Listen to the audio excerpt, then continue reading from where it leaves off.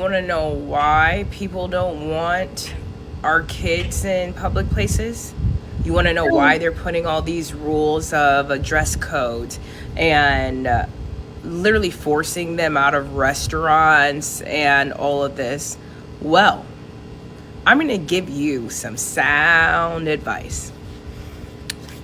When you are okay with your child singing songs like Spin That by Young Miami, and you wonder why our kids are so poisoned, why they think that killing and violence is cool. They glorify the thug, lust, and scamming culture. And you're okay with them listening to this music. You're hitting record of your young daughter's twerking. You're hitting record with your sons throwing up gang signs, having all the money out there, you know, because we gotta know that they have money, right? It's embarrassing. It is. It's extremely embarrassing.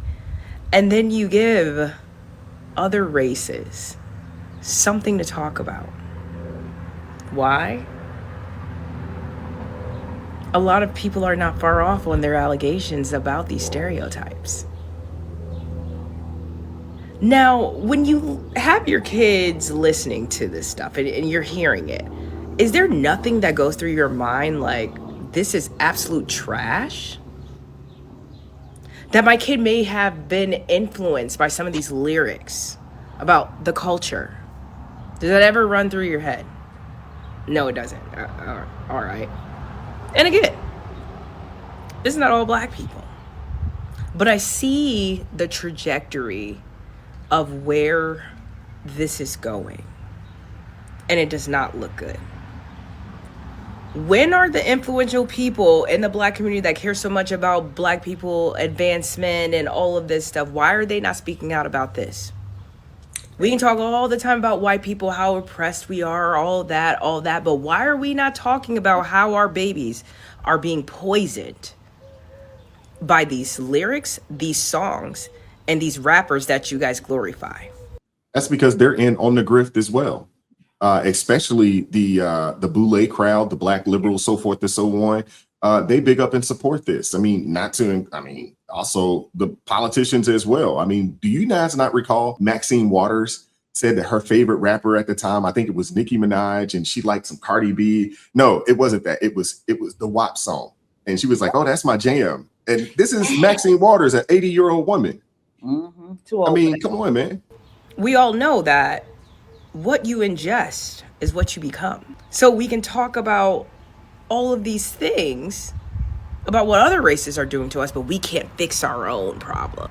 If we took half the time to worry about what's going on over here and fixing the problems of our own community, we really wouldn't even have time to hear the bigots, the racists, all of that. But no, we like to pass the blame. I'm tired of it. And black people that have money and influence, you need to start speaking up about this stuff.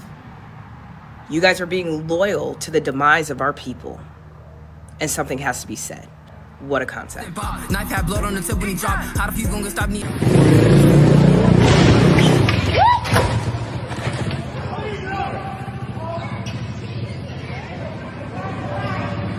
Regular customers of the Classic Mart family business in the medical center area say they're sharing the heartache of a vicious attack of senseless violence overnight. Police say a 25-year-old store clerk was stabbed to death when he refused to sell a 99-cent tobacco product to an underage customer. Sue Cowberg talked with plenty of people who say they are still in shock. Witnesses are telling us they can't believe how ridiculous this is. They say a man was stabbed to death because he refused to sell a 99-cent smoke. It's not worth it. It's not worth it to take somebody's life over something like so small and spend the rest of your life in jail. It's not. It's sad. It's sad. Real sad. I was like, oh my God, Regulars say the family who runs the Classic Mart came from Jordan to build a new life. They are the American dream, really. It's a dream that died around 1 a.m. when police say an angry young man attacked the 25-year-old clerk for refusing to sell him a tobacco product because he wasn't old enough. Lose his life for doing his job. Tragedy. He's a baby. Young man, 17 years old, walks into the store. Dude asked him for ID. He didn't have the ID to show that he was over the age of 18 to purchase the product that he was asking for, and lost it and took this young man out. 25 years old. It's crazy. They did catch him, but people are, calling this Karmelo Anthony 2.0. He doesn't even live. Police say the victim's family saw the attack on a surveillance camera, saw the suspect run away, and called for help immediately, but it was too late. Investigators say the suspect surrendered to police hours later after a standoff at an apartment complex across the street. The name of the victim hasn't been released yet. As we learn more about the charges and the bond in this especially sad case, we will share it. Jean Gregg was shot multiple times after stepping in to protect her son during a watch sale outside their home. Police say the suspect pulled out a gun while inspecting the watch, and Gregg pushed him away from the property before being shot as she walked back toward her home in front of her family. She was rushed to the hospital in critical condition and later declared brain dead before being taken off life support on June 13th. And at a certain point, we need to confront this. You can ignore it. You can avoid it. You can try and sidestep that conversation. But at the end of the day, why is it that we can't live in major cities? A huge part of it is because of this criminal population. And it's not all of them. Everybody knows that. It almost doesn't even need to be said. We all know not every single black person's a criminal.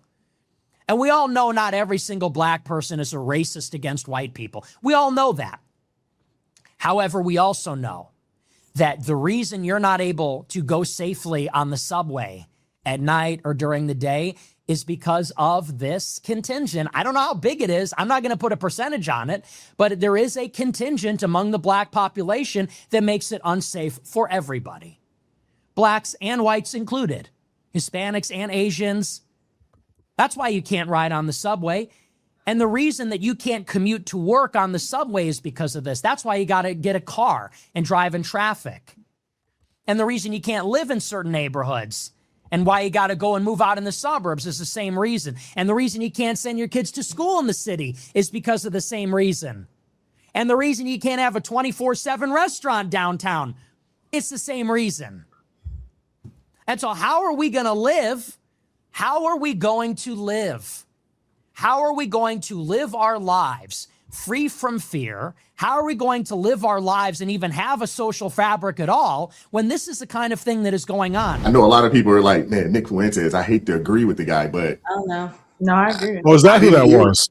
I didn't hear a lie. I think that the Black Boule, which is the liberal contingent of the white liberal, mostly expressed by white women, are absolutely destroying what this Black, particularly urban, but not solely urban community.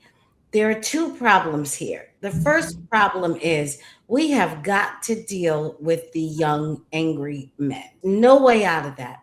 And I'm not sure if it's possible to deal with that without dealing with fatherlessness. Men will have to speak to this more clearly than I would. But from what I've been able to observe in my own life, anecdotally, from friends and family members and associates, and just from what I've been able to read, the genesis of a lot of this anger, if not most of it, is the absence of fathers in young men's life. They are very angry on that. And I talk about this in my book. When you get someone who is angry, for all human beings, there are only two choices for what you can do with that anger. Either the anger implodes and you become destructive to yourself, or it explodes and you become destructive to the society in which you live. And I think what we are seeing is an explosion of anger turned into violence by young men. And I think at the beginning of it is fatherlessness. That is number one. The second problem and why people are fatigued, people are not fatigued at the perpetrators of what is going on. All people understand there will always be people in your group who are aberrant, who have aberrant behavior and do things wrong. Nobody's upset about that. What is making people fatigued is that they do not see prominent Black people calling it out. Whenever there's a Black prominent person, or even Black people by and large, in the pulpits, teachers in the school, wherever Black people are standing in front of someone, other than with the possible exception of some of us on the internet, there is no real mass call out of bad, violent behavior, which makes other people think, I have to accept this from them because they accept that from themselves.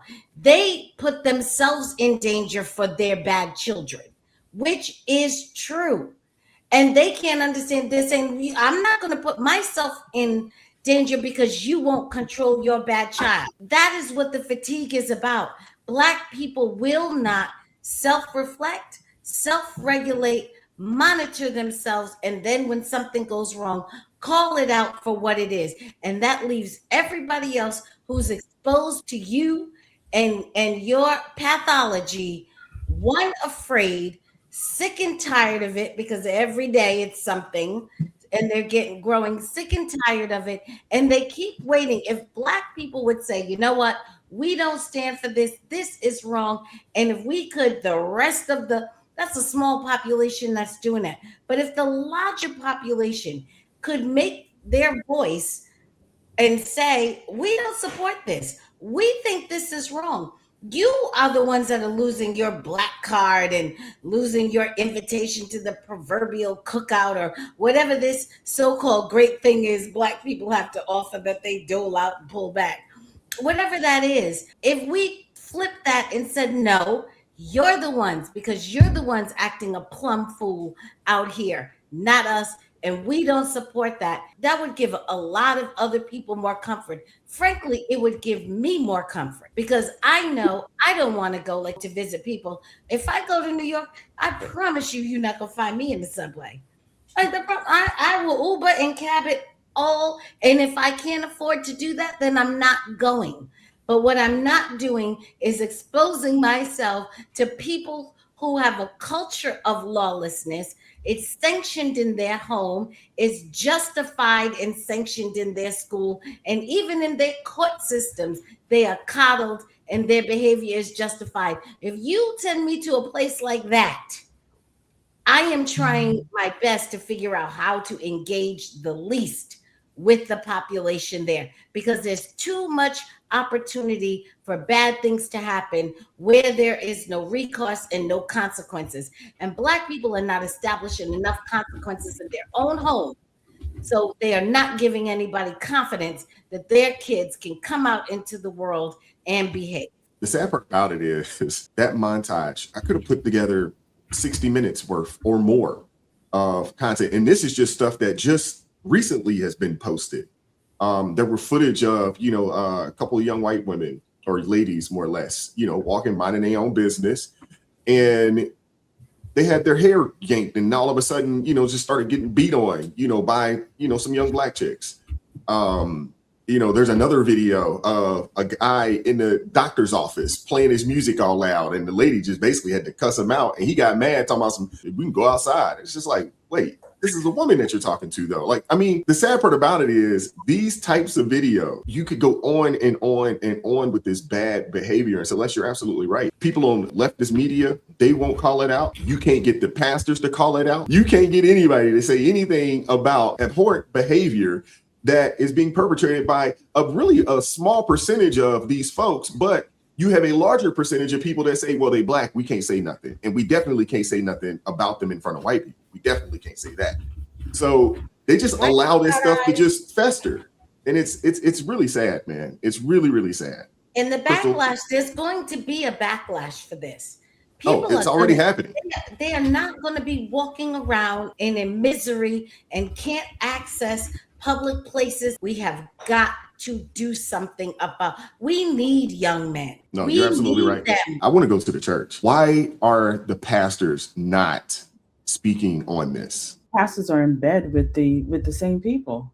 The pastors are laying in bed with these same exact people. All of us have talked about that Howard John Wesley that got up in the Lord's church, and the church was full from the rafters down to the very bottom. It was full. And he said Black people that left the Divine Nine are sellouts. Black people who have decided that they're not supporting the Democratic Party are sellouts. And it is their job to call Black people out that are not standing for things that are antithetical to Christ. If they're over here on the conservative side, please call them sellouts. Push them away. We want no part. This is what a pastor is standing on the pulpit. It's supposed to be a pulpit, but we're just going to call it a platform now because it's not a pulpit. That is a pastor standing there and preaching that. It's so interesting. People don't understand. Many Christians are going to go to hell. And people are like, what do you mean? Because there's so many Christians, and I'm do this, that they're so beholden to their pastor, their church, their legalism. That pastor could tell them anything. Skin color. Exactly. Skin color. And they're not reading the word of God. They're just listening to what the pastor said. There's some people said, but my pastor said, I don't care what your pastor says. What does the word of God say? Will you tell me what your pastor said? What did Jesus say? Yeah. What did the Bible say? Tell me that. You telling me about the pastor? I don't care about the pastor. The pastor is a flawed man, just like you, just like every last one of us. I agree with Celeste's of fatherlessness, but I want to take it a step further. It's not the fatherlessness of just the men in home, because I see a lot of people in the comments saying, I grew up without a father and I have brothers and we were never like that. It's not just the human side. It's the fatherlessness of not having God as their father. I'm telling you right now, Black people, and I know Black people hate when I say this, but Black people, you are definitely cursed because you decided that you didn't need God. You decided you wanted ancestry, you wanted African spiritualism, you wanted Black idolatry, you wanted all of those things above God. God was the one who brought your ancestors out of slavery. It was Jesus Christ. It was nobody else but Jesus Christ that got because they held on. I know a lot of people say the slave masters gave them the Bible and blah, blah. That's how much y'all know about stuff. Y'all are so ignorant. That word of God was what helped them get through slavery and get out of slavery. That faith in Jesus Christ pulling them out. Why do you think there were so many churches? So many Black people in that time went into the house of the Lord and heard the word of God because they needed God to get them through this. And God brought them out. He brought them out. And not only brought them out, there was a point where Black people were climbing the ladder, doing just as well. As we always say, there was a point during the Jim Crow era where Black people economy and white people economy, it was looking real close. Why? Because Black people turned their eyes away from everything else and was looking to God because only God could save them. But y'all started feeling yourselves. You started smelling yourselves, right? And you decided that you were going to do everything that is against God. You turned around and you let that fallacy, I'm going to say it right now, MLK Jr., turn you away from God because it was his message that was talking about everything that was antithetical Christ. He was talking everything about civil rights. He was talking about all those things. And then all of a sudden your eyes went to who? Lyndon B. It went to Blackness. It went to the NAACP. It went to everybody else but our Father. You forgot, just like when you read in the Bible, a lot of people like to talk about how could Israel turn their back on God after all God did for them? You literally did it. Because everything that God brought your ancestors through, you spit in his face and you put your eyes on government. You put your eyes on these celebrities. You put your eyes on your Black skin. That is what you did. So what do you expect? God is going to give you what you want. You removed him and you put everybody else in front. You have these women that are full of pride. These black women, they talk about, I'm the greed, I am this, but you are still a gutter ratchet bunny. Every race has debauchery in it. Every ethnicity has debauchery in it. But only the black culture decides to uplift it, protect it, and call it the culture. And that's the toxicity of it. If somebody asks, why is it that black people need leaders? Because they were brainwashed and trained to think that they need human leaders. When in all, you only needed God as your leader the entire time. You want a leader? Put your eyes on him. Because I'm sick and tired of seeing these little boys and these little girls taking people's lives. I'm sick and tired of say his name, say her name. I'm tired of it. Why we keep saying, stop saying names, do something. For anybody who might be listening to this, I mean every single part of what I'm about to say. Don't call me black. I am not black, right? That doesn't exist. And most people have not been taught where that comes from. That is something that is used to divide. But if you're someone who takes it and runs with it, live your life how you want to live it, fine. But don't tell me that you're a believer in Jesus Christ. And I know that's really controversial to say. I will say it. The Amorites, the Israelites, the Egyptians, the Philistines, we know people were associated by where they were from. So yes, I'm an American. Absolutely. Because the Bible shows me an example of how I'm meant to identify myself to others. And I am a Christian. That is it. I don't share that with anything else, right? I really don't. I don't share it with my skin color. I don't share it with my state. Sure, I'm a Montanan. That's fine. That's, again, the nation in which I belong to, or the state in this case. But that doesn't differentiate me in any way besides location than someone who's from, I don't know, Georgia, for example, like a lot of individuals here. I just don't want to play.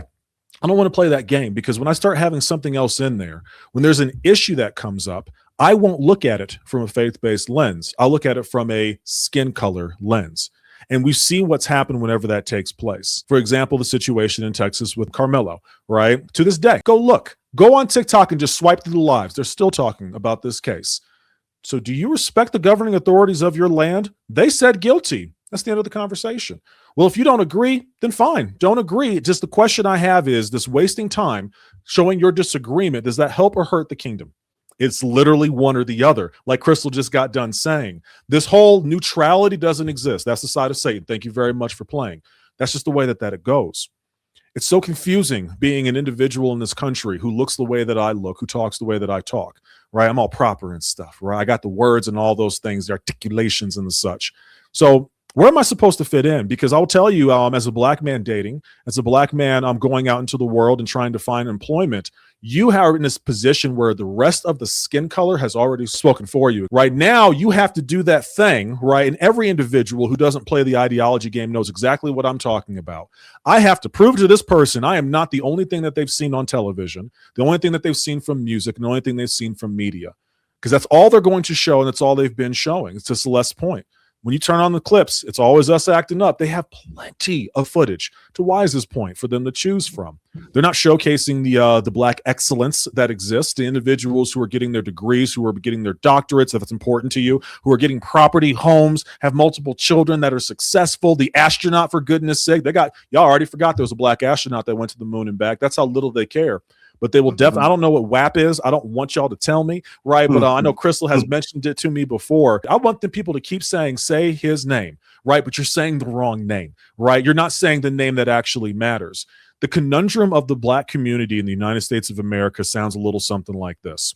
They're allowed to exhibit the behavior by definition that is racism, but it's not racist if they say it, because they're considered the minority amongst the population. And you can't be racist to somebody who has systematic power over you. They have said this to Crystal and I's faces, by the way. I'm not making this up. But on the same side, if I tell you that you're the minority because you slaughter your babies in the womb every single opportunity that you get, every chance that you can get, to the tune of 34 million overall, and most of which belong to the black community, then suddenly I'm the bad guy for not respecting your body. But then when I point out that you're not respecting your body because the narcotics uses as an all-time high, so is alcoholism, then all of a sudden I'm the bad guy for pointing out something that really is none of my business. But then when I say, okay, well, it seems like you can act however you want, but you don't want to have any consequences associated with it, not just for yourself, but for the entire community. You get wildly upset every single time any other group besides you talks about you, but oh, you'll have white people's names in your mouth all day long, every single way in between, and unapologetically, no matter how cruel it actually sounds. But if someone even brings up the word black in some cases and you're not in the room, suddenly it's a huge problem. At the same time, you have no standards for your behaviors. And I'm not talking to every single black person. I'm talking about the culture, like Crystal said. We'll put it on front of the news for the finals, pants hanging all down and such, got their hats to the side. I used to dress that way too. I know what it's like, right? We're okay with this. It's encouraged. You make millions of dollars dressing this way in the right atmosphere. But then when other groups have a standard, all of a sudden it's a problem that they have a standard, and you get upset when that standard applies to their environment because they want their children to be raised in the same standard that they had when they were younger. Suddenly it's a problem. You actually feel entitled to be in any community, in any location, in any neighborhood at all whatsoever as soon as your heart desires, and you get upset if somebody besides this community says, no, we all just want to live together amongst our own. But the second someone goes into your community, they might lose their life because they're not supposed to be there. They're not going to be allowed to do the same thing, right? You'll make your hairstyle look stereotypically European in every single way, shape, or form with all kinds of products. Straighten that bad boy out, even change the colors to blonde in a lot of cases. But if a white woman has dreads, you might well put her witness protection, right? You get highly upset about that. So none of this really makes any sense to me at all whatsoever when we hold the worst aspects of society when it comes to materialism, debauchery, pornographic material, and everything else in between, and we champion that. But then we're offended when someone else associates our group with that. Why do you say all black people do this? Why do you say that? And third, look at the television. Go turn it on. Look what you are celebrating whenever you're not emotionally unregulated in this moment. You will scream about your ancestors' pain that you never experienced, your parents never experienced, and your grandparents never experienced. Of that, I am certain. And to the five of you, your great-grandparents maybe have tasted it at some point in time. And yet you don't realize that you spit on the grave of those who fought for you to be able to have a chance. That's what they were fighting for. To this day, you have no idea. No one's ever been able to explain to me what it is that they want. Do you want to be equal? Obviously not, right? Do you want to have a seat at the table? You already do. So what is it? Do you want to have your boot on the back of white people's necks so you feel better about the pain that they cause to individuals you've never spoken to? What is it that you want? You want to be able to get away with everything? I actually do love the entire black community, but I'm tired of pretending like they don't need Christ. They absolutely do. You're offended by everything. You're ashamed of nothing. You're entitled to everything, and you contribute nothing. And it's about time that someone's comfortable saying that. I want to hear from you guys. What are your thoughts? Hit the like button, share the video, subscribe to the channel, turn the notifications on to all so you never miss an upload. Consider joining the ARP family or buy your brother a coffee. That link's in the description box below. Join us Tuesday, Thursday, Friday, 9:30 a.m. Eastern Standard Time for ARP in the morning. And as always, keep God first. Stay prayed up. We'll catch up with you guys next time. Peace. It is God who arms me with strength. Yeah, I'm battle ready. He trains my hands for battle. My heart stays steady. But thanks be to God, He gives us the victory. Through my Lord Jesus Christ, fear can't live in me. I was down to the dirt, red clay on my shoes, old pain in my shirt, oh so bruised. Then the Lord hit my chest, kicked death from my breath, put power in my step.